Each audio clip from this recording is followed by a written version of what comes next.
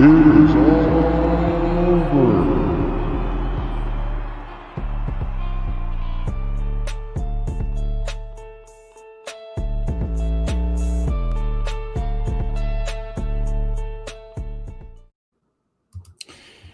Hi, everyone, and welcome. For those of you who joined us tonight, we really appreciate you stopping by.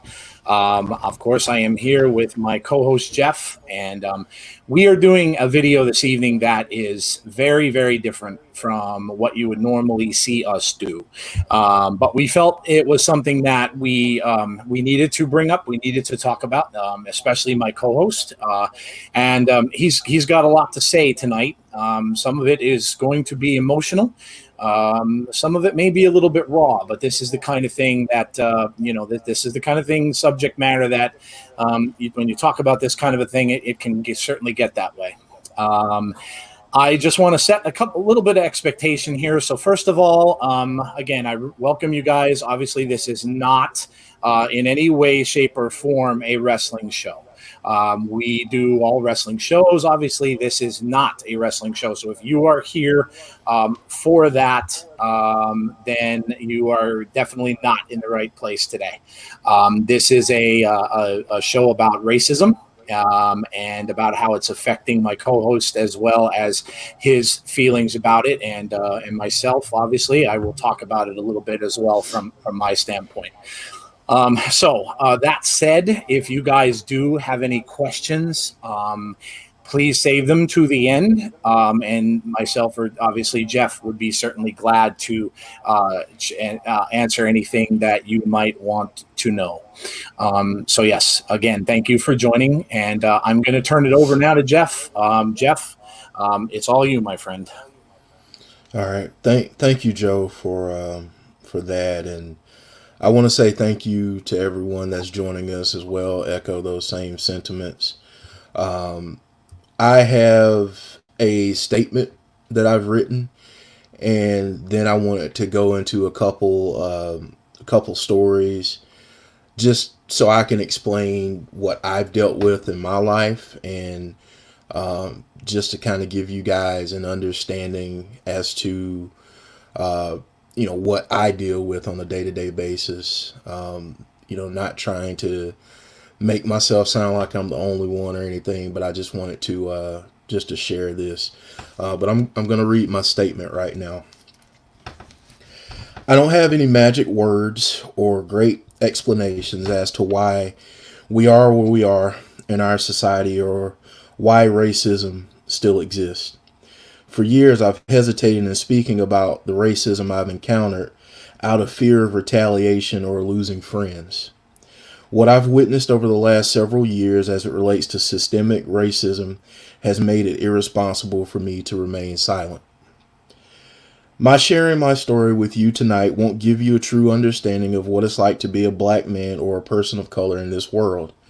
It will give you a small glimpse of these struggles we face and the battles we still have to fight even today. Racism and injustice still exist because our country was founded and operated on principles that saw people of color as property. At one point of our history, blacks were seen as 3/5 of a person. We were seen as subhuman. Less than 100 years ago, we finally earned the right to vote. But that came at a price. Along the way, we've lost people like Emmett Till, Martin Luther King, Medgar Evers, Malcolm X, and many more. We've been punished for fighting for equality, killed for being outspoken. In the last 100 years, we've come a long way, but not nearly far enough. Think about it. Blacks weren't even able to drink from the same water fountains or use the same bathrooms. And this is less than 100 years ago. My parents were alive when they couldn't go into restaurants, but had to go to a small window at restaurants in the back just to get served. Today we're seeing black men and women be murdered at the hands of police. The issue isn't all police, yet a system that sees blacks as thugs, subhuman, and inferior, never given the benefit of the doubt. When serial killers who are not black are chased around in a yard like a silly game of duck, duck, goose before they're apprehended or taken to a Burger King, you can see the difference. A black man or a woman isn't afforded that same chance. Simply put, many blacks had to endure the same training I did before I began driving on how to stay alive if I were to be stopped by a police officer. Keep your hands visible at all times. No sudden movements. Don't talk back. Even while we've been compliant, we've still not survived encounters with the police. Sorry. Then people bring up black on black crime as a suggestion of how can the world take you seriously when you're killing each other. Well, we do need to stop killing each other. But how often do you hear the term white on white crime? Hardly ever. Although statistics show that people are more likely to kill those in their own community than outside of it. I'm sure if you looked at the statistics on white crime, you'd be shocked. It's just not as big a story because no one is trying to present a counter argument, and white people aren't fighting for equality. I don't speak for all black people, and I don't profess to have all the answers. But I would like to say that the images, videos, and gruesome details you've seen with George Floyd, Philando Castile, Walter Scott, and many others are the ones that make it to the media. This doesn't show the daily racism we face, how people view us. Until our country, our world, is ready to listen with the intent of listening instead of digging collective heels in the sand, clutching our personal beliefs, we will never have the dialogue needed for change. This is just one conversation, one person's perspective. If the recent events in our world have made you uncomfortable, good. Lack of comfort often leads to a change in conditions. As far as the looting and rioting, I understand if you don't like it or if it doesn't make sense to you. And for me, I wouldn't go out and destroy property or do anything like that either. But if you were told every day of your life you weren't good enough, if your skin color makes you inferior to the outside world,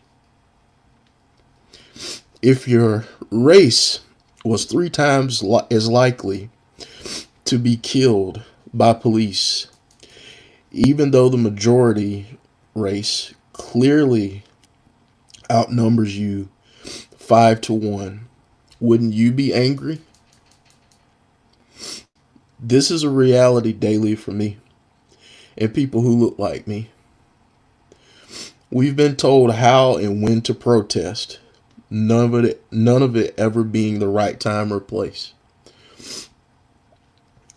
Change needs to happen, and it needs to happen now. So let's have an open conversation about what changes need to be made in our society, because all lives won't matter until mine matters equally. I wanted to share a couple stories, and I'm gonna try to get through this the best that I can. I talked a little bit about being trained on how to be pulled over by the police, and my father, when I was 14,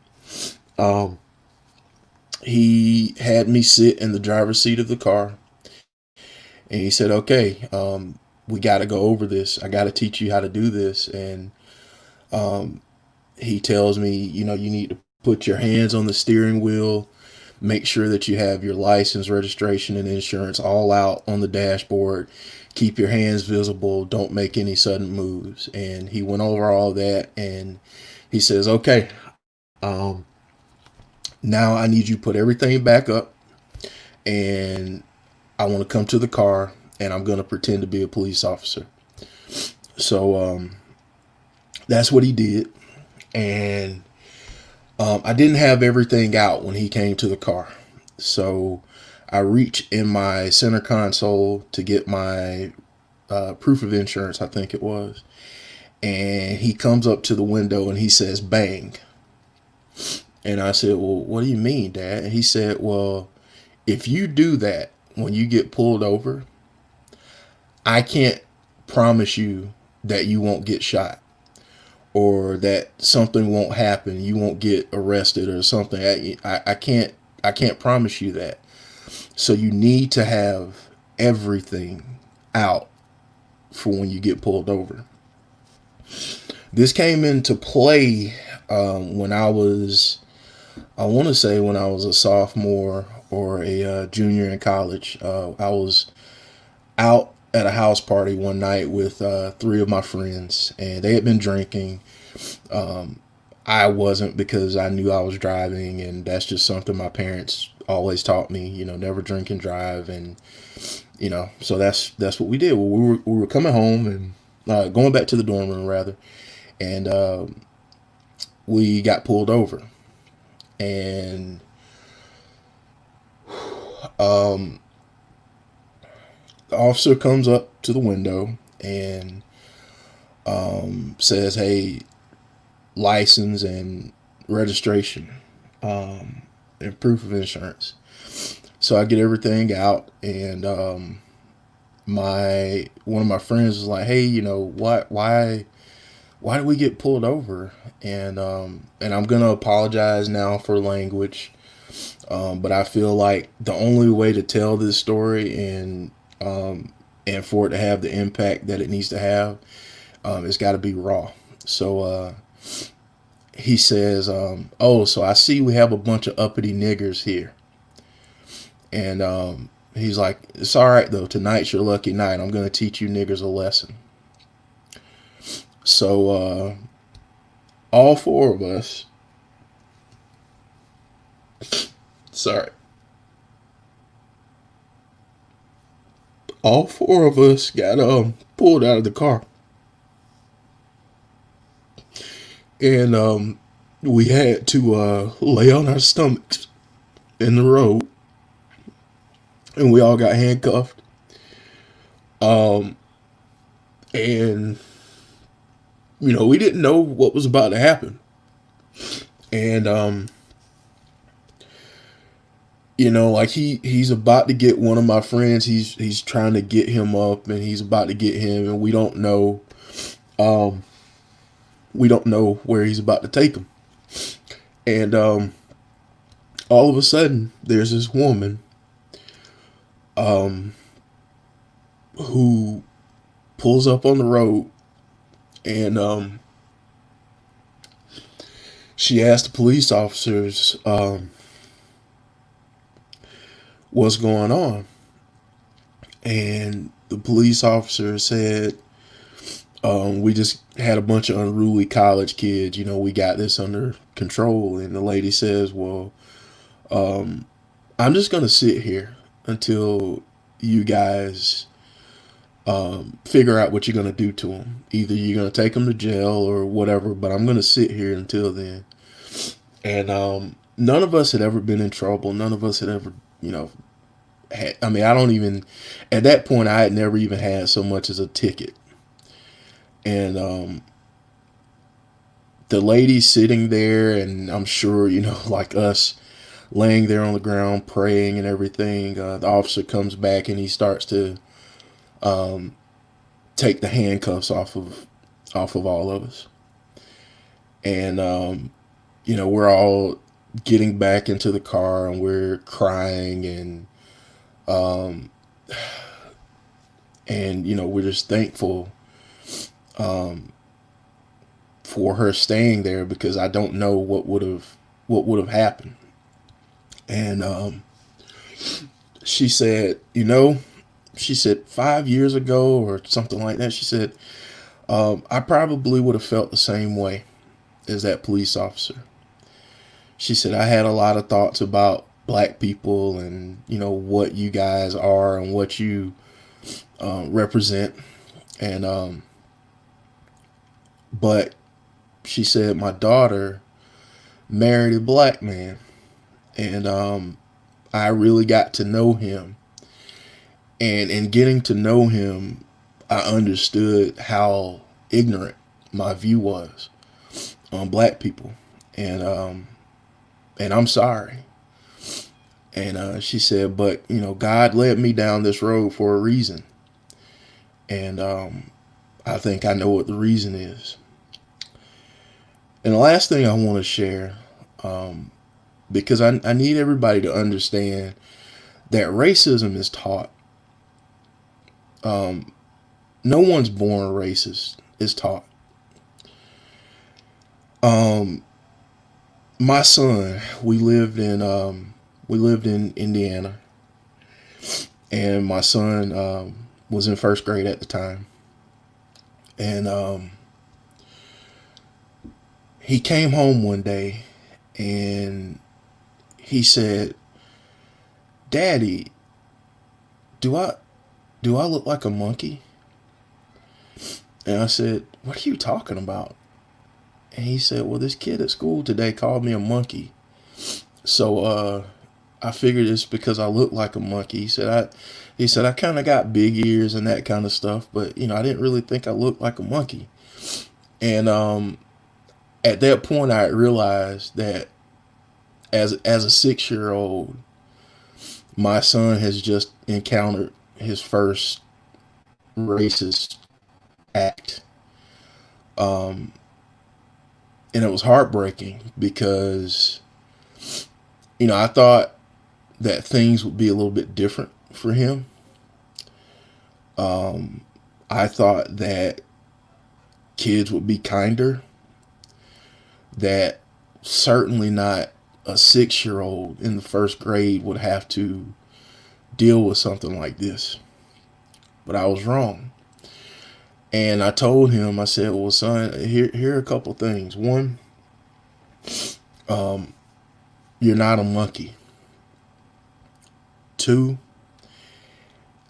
if someone says anything or does anything like that to you again, I need you to go tell your teacher or tell the principal or tell somebody in charge. And I said the third thing, and this is probably the most important, you cannot act in anger. I know it may make you mad if somebody calls you a name, but you can't respond with anger or hate. And he asked me why, and I said, well, son, the rules are different. If I were to act like I was angry and I wanted to hurt someone, if I retaliated and actually got violent with someone, I'd go to jail and I'd be looked at as the angry black man who can't keep his emotions in check.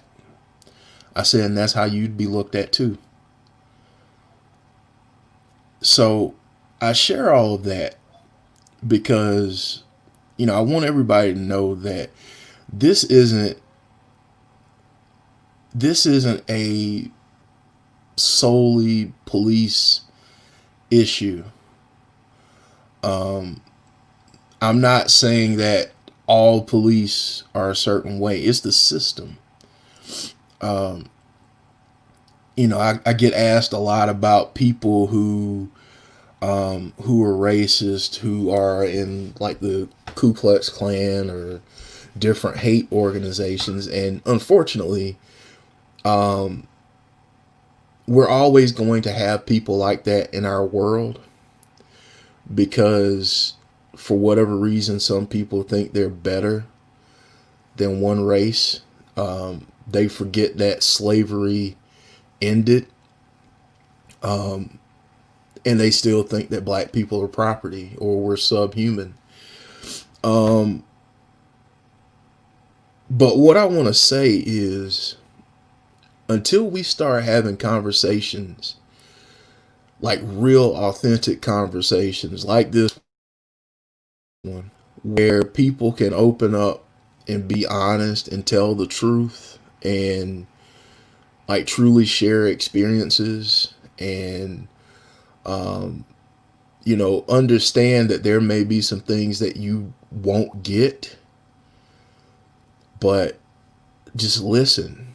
And that's what we don't do enough of. That we don't listen enough. We're so quick to point out, well, what about this, what about that, and then every time you go into the what abouts, you're diminishing what the other person is going through.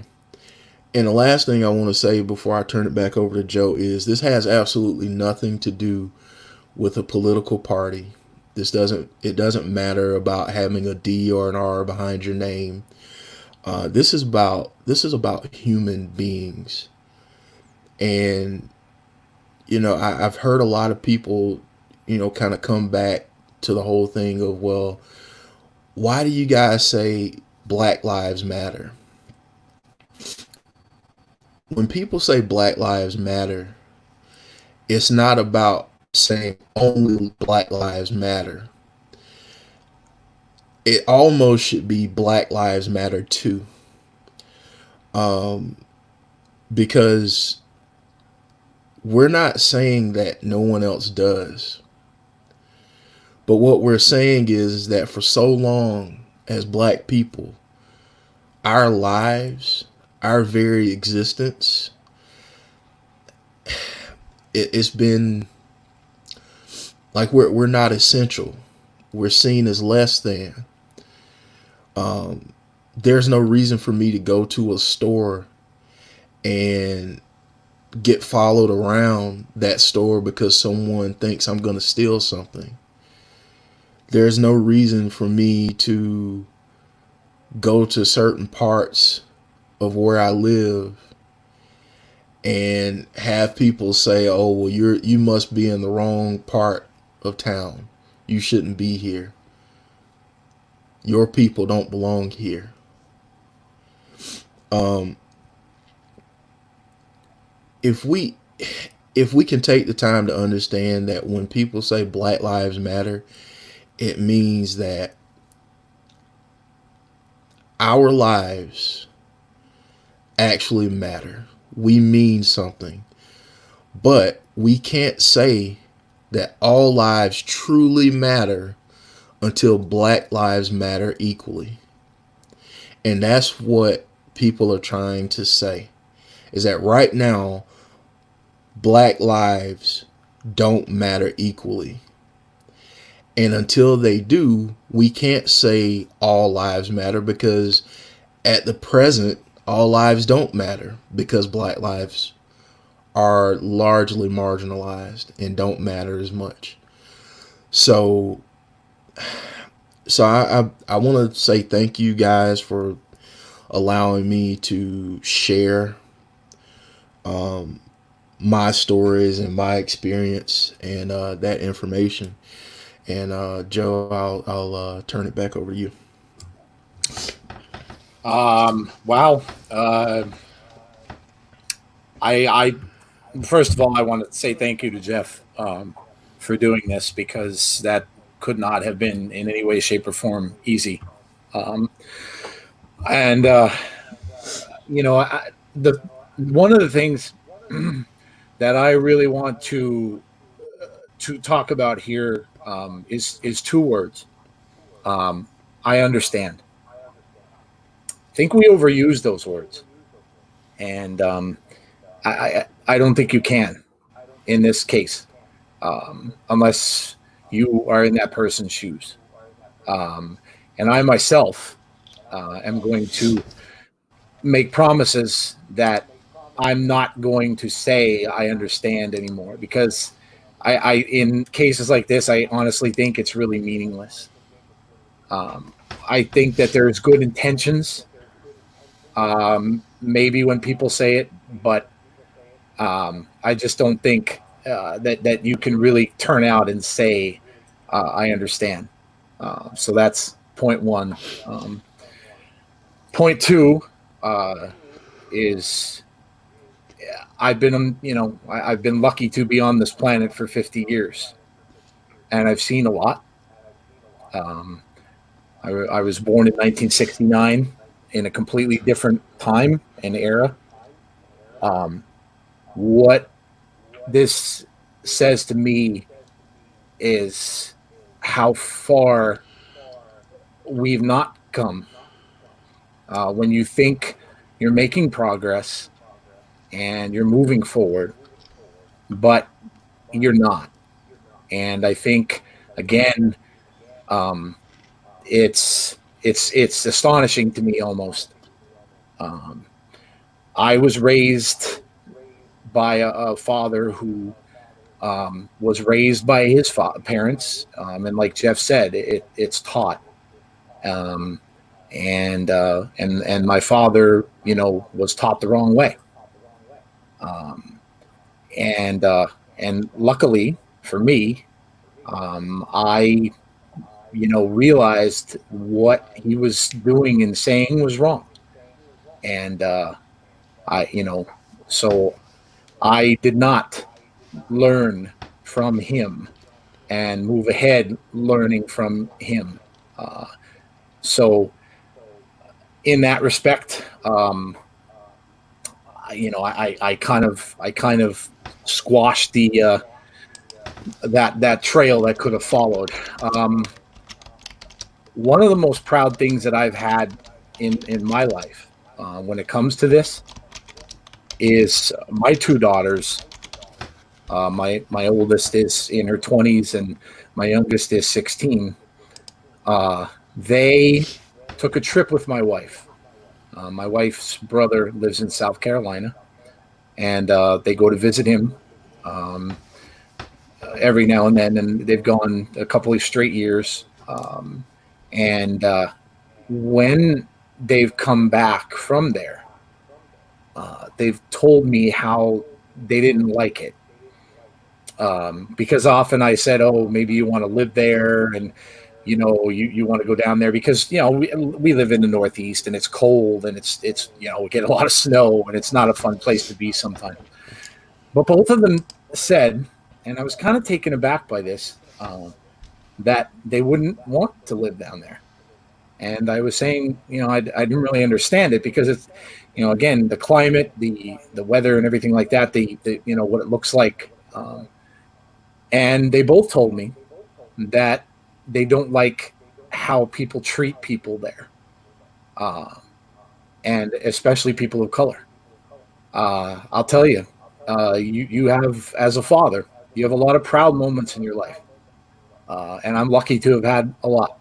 My daughters are both growing up to be very wonderful young women, and this could have been one of the proudest things that I've ever seen from them. Uh, is the fact that they both know that that behavior is unacceptable. And my oldest was actually saying that it kind of sickened her, and she would never want to move down there. She said because and listen, I'm not calling out one area because it's not just centralized to one area. It is everywhere. It is absolutely everywhere. But this is, just an experience that we have had because we don't travel a lot. We don't get around a lot. I've traveled a lot in my life due to work, but my wife and daughters don't get out traveling very much around the country. So, um, but yeah, that was just a proud moment that I had, and as a manager for so many years in retail. I've been in the business for a long time. One of the things I pride myself on the most is, and because you're given the responsibility to hire people for your store and to recruit people. One of the things I pride myself on is that I have never ever looked at the color of someone's skin and made any sort of decision, any sort of quick feeling, or anything like that in my decisions. to bring somebody on and work with me, and and that makes me proud as well, because I've got some great friends over my career, many races and many creeds, and many of them have done. I mean, I had a friend that one of my coworkers and person I hired, named Jerome. He helped me move when my wife and I moved into our home. He gave his time and came and actually helped us move from one house to another. And I still talk to him to this day. And again, I'm proud of that as well. Um, so yeah, I look this. Uh, I can't profess to know or even understand what Jeff has just talked about or gone through. I will say thank you to him for talking about this, because again, I know this could not have been easy. Um, and I am proud to call him my friend. I met him through the community. I did not know Jeff at all, but I am proud to have him as a friend and as a co-host on this show. I wouldn't have it any other way. So that said, Jeff, do you have any other thoughts or anything quickly? And I did say at the, when we were all kind of done discussing things here, if you guys had any questions that you would like to ask, please feel free to do so. We can, Jeff can answer them to the best of his ability. Because listen, like Jeff said, ultimately, this stuff needs to be talked about. Maybe look, we're not going to change the world, but maybe it starts here for some people. Maybe someone hears something and the words make sense and kind of a light goes on, and maybe that person grows up. Because any of you guys can be anything. That's the great thing about this world. Any of you guys can grow up to be a leader of men, a leader of women, anything. And maybe someone just hears this and, moves forward in their lives and can make that difference. I listened to some wonderful things while this was going on. And if you guys haven't listened to The Rock, his Twitter, go there and listen to his speech that he gave. That man is a very articulate man. And, we all know him from the wrestling world and how he talks, but go and listen to his talk. It was inspiring. It brought tears to my eyes. Um, it was just unbelievable, the speech that he gave. But yeah, so Jeff, did you have anything else that you wanted to say? And otherwise, like I said, if you guys have any questions, please, let's talk about it if you want to, and we can try to talk about it amongst ourselves in our little community, and maybe, like I said, make the world a better place. Yeah. What I want to do is there's a graphic up on the screen right now, and I want everyone to look at that. Those are the names of people that have been killed at the hands of police, or in some way, shape, or form killed because of the color of their skin. And these are the people that have been killed in this way since 2015. These aren't all the names. These are just the ones that we know about because of the media coverage. I saw someone ask a question in the chat. Is it cool that I have black friends? And here's what I'm going to say to you. I think we should all have diverse friendships. Some of the closest people to me are white. or different, backgrounds, different races. I feel like when you have a diverse friendship group, you're able to learn a lot more, and you're able to experience a lot more by having a diverse group of friends.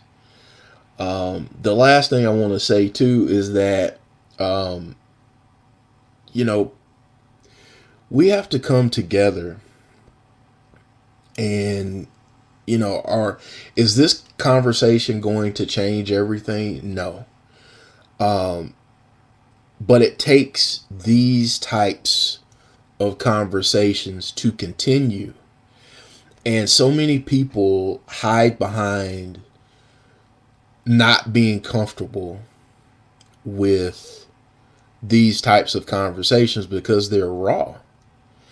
And you may hear something that completely tears your heart up. And you know what? Good. Because until you can get to the point where you're uncomfortable with what goes on in our country, things will never be done. Never be done to change the way that we look at racism. And I'm going to share another couple pictures with you. And to be honest with you, I hope it makes you uncomfortable.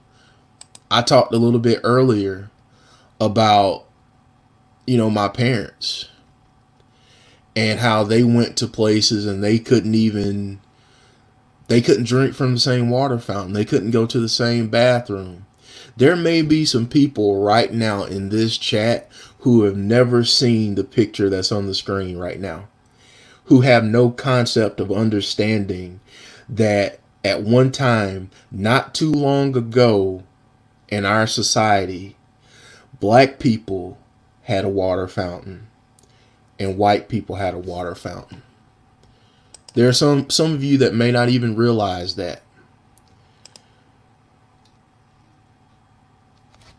The two guys on the right now on this graphic, the far left is Emmett Till,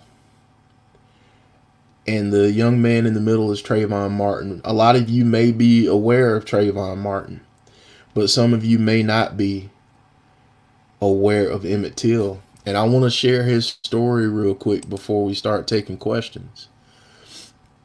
Emmett Till, his crime, and by the way, when he was killed, I think it was 1955. When Emmett Till was killed, he was 14 years old. The reason why he was picked up, beaten, and hung was because he whistled at a white woman. That was the gist of what happened. And then years later, maybe, I don't know, maybe 5 years ago, the woman that he allegedly whistled at said he didn't do it. So I want you to think about that, is that this young man lost his life because someone said he whistled and he didn't even do it. So I want you to contrast that with the videos that you see today. You see the video of Christian Cooper, who was in Central Park a few weeks ago, and he asked the lady if she could put her dog on a leash. And she said, "I'm going to call the police and tell them that a black man is harassing me." That's how black people have been treated. And that woman a few weeks ago knew exactly what she was doing, because if she called and sounded like she was in trouble, the police would have shown up and they would have arrested that man at the very least. That's the least of his worries, is that, he gets arrested. He may not have made it home to his family that night. So I just want all of you to understand that, this isn't me trying to make it sound, one way. It's not a group of people just taking one death. And I'm going to put this image up on the screen right now, and I know it's hard to watch. I know it's hard to look at. But this is the disregard that officer had for a black life. He saw him as something that was subhuman, to the point where he had his knee in his neck, with his hands in his pocket. That tells you everything that you need to know about how black people's lives are viewed. This image that's on the screen tells you the story of what some people in this world think about black lives. To many people, we're expendable. To some, all we are is just a bunch of thugs. And to others, we just want to feed off of a system. And it couldn't be further from the truth. So, I figured that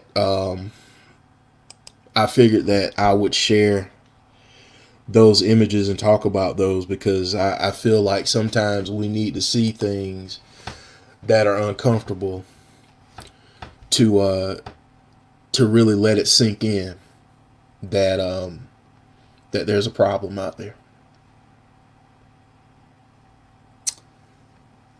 Well, again, thank you, Jeff. And you know the saying about history. If you Yep. don't change it, it's bound to repeat. You've heard that many different ways and said many different ways. And obviously, we're not, like Jeff said, we're not doing a good enough job trying to change it or changing it.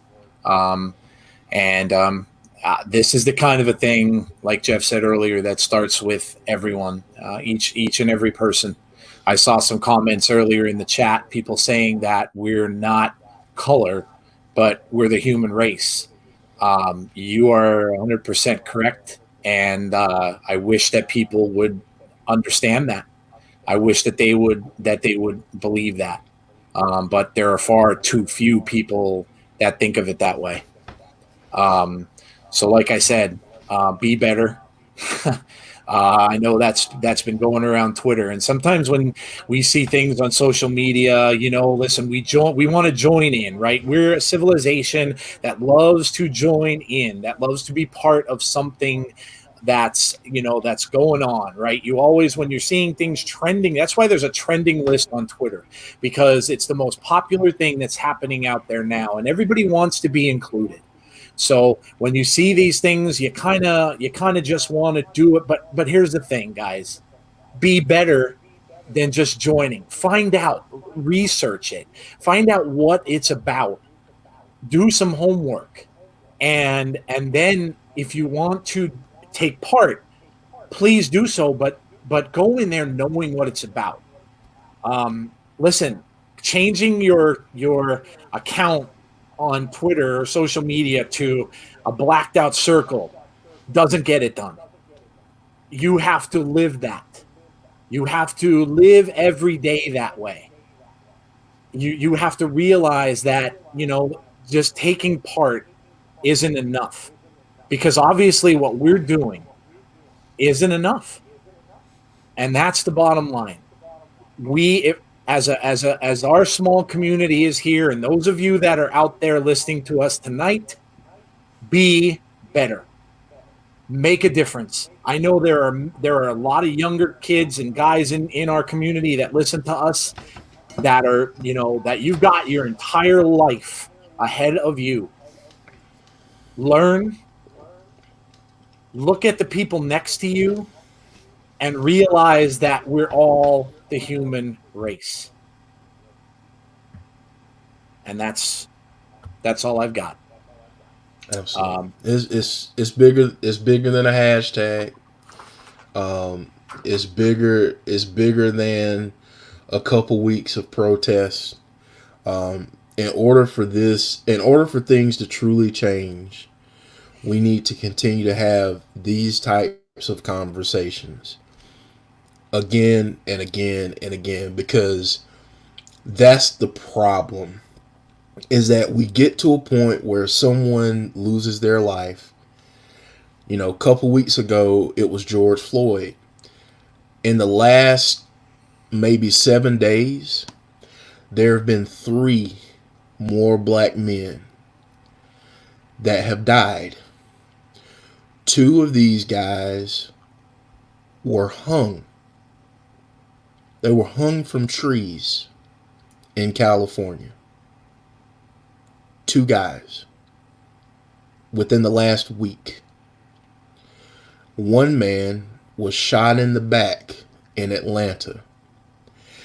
And I know some people have said, well, he was resisting arrest and he ran away.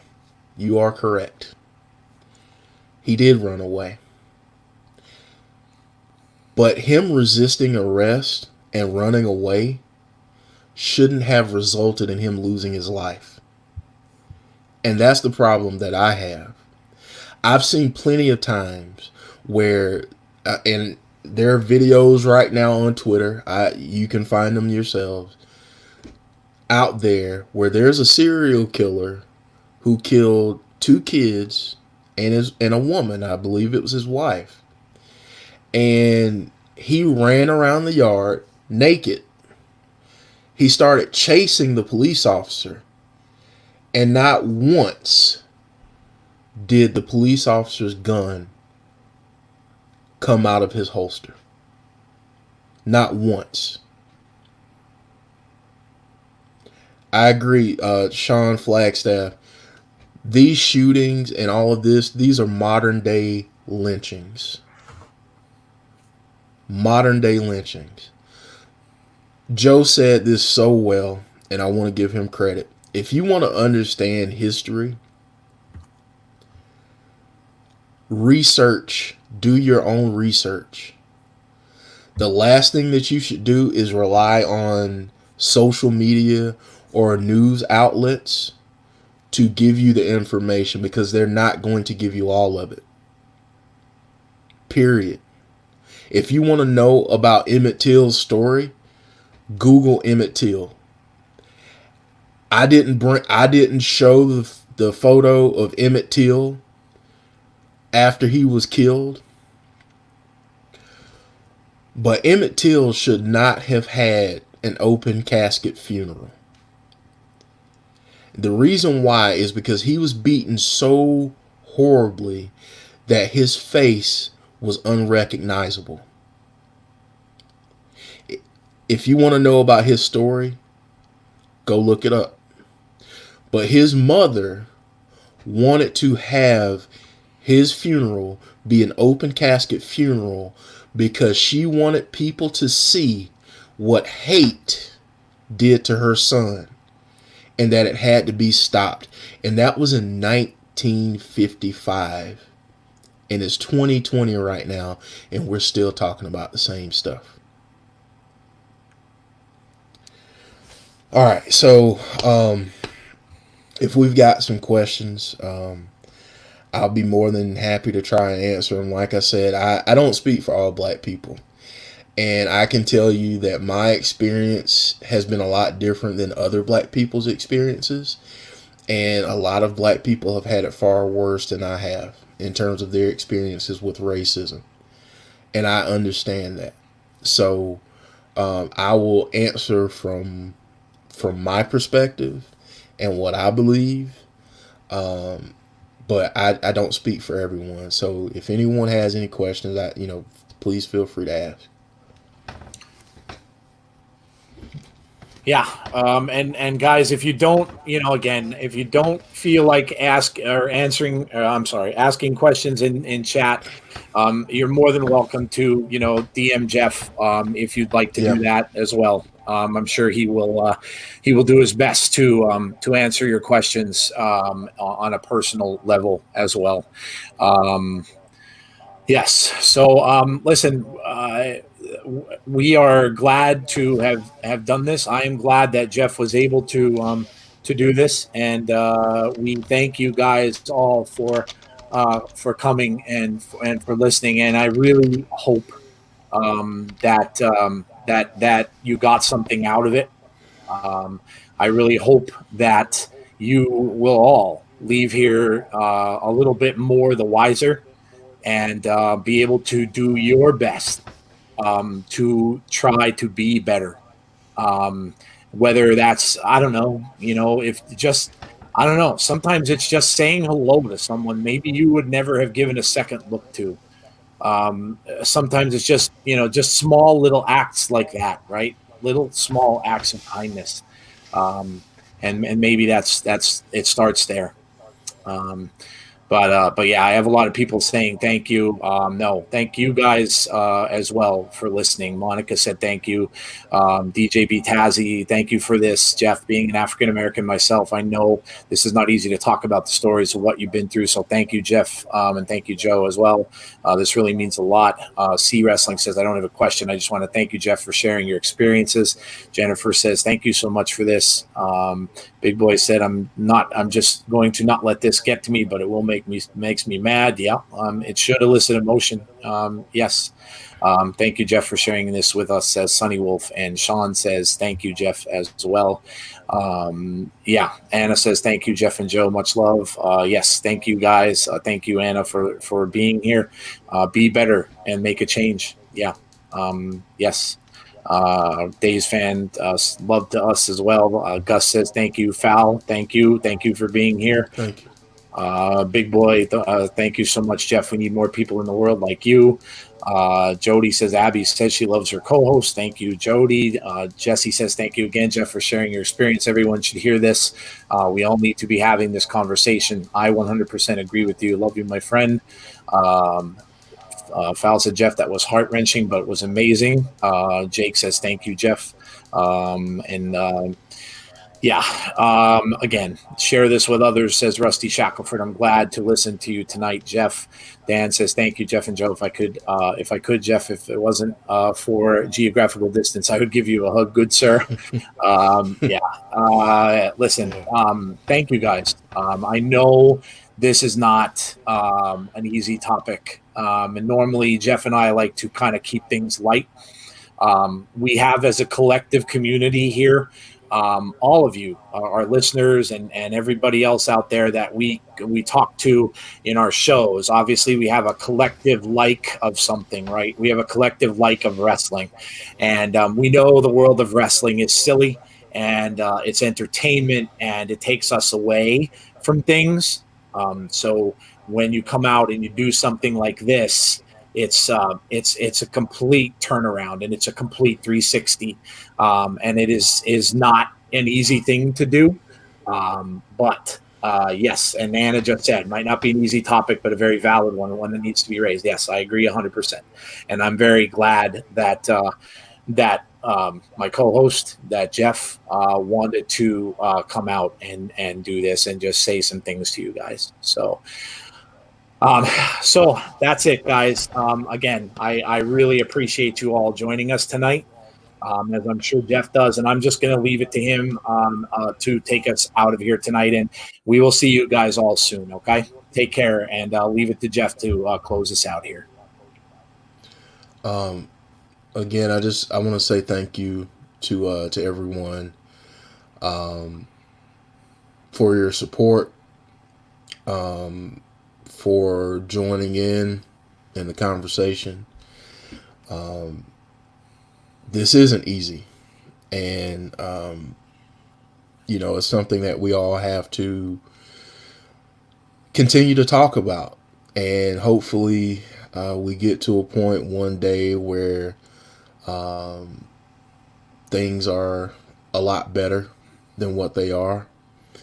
I don't want anyone to go away from this thinking that anger is the right way to approach it. It's perfectly justified being angry, but we've got to fight this with love, and we've got to fight this with listening to one another and understanding.